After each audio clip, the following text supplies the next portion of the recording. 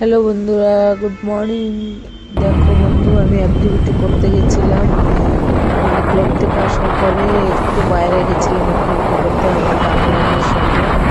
আমাদের এখান থেকে 18-19 কিলোমিটার গাড়িতে খুব এনজয় করতে করতে গিয়েছি আর এসেছি। খুব মজা লাগে গাড়িতে, সবসময় গাড়ি চালাতে ভালো লাগে না, কারণ গাড়িতে বসলে যে কি মজা লাগে আর বলো না। অনেক সুন্দর রাস্তা, এত ভালো যে বলাই যায় না। দেখো মৌসুমটা কত সুন্দর ছিল, খুব সুন্দর লাগছে তাই না? এমনিভাবে আমি ঘুরে এসেছি। দেখো এত সুন্দর রাস্তাও, খুব ভালো লাগছে দেখতে তাই না? আর আমাকে তো এত মজা আসছিল বলো না। গাড়িতে বসে সব সময় চালাতে থাকি, আমি বলেছি আজকে তুমি চালাও আমি বসবো, কেন কি সবসময় আমাকে চালিয়ে চালিয়ে যেতে আর ভালো লাগে না, চালিয়ে যেতে বসে যেতে যে কি মজা লাগে আর বলো না।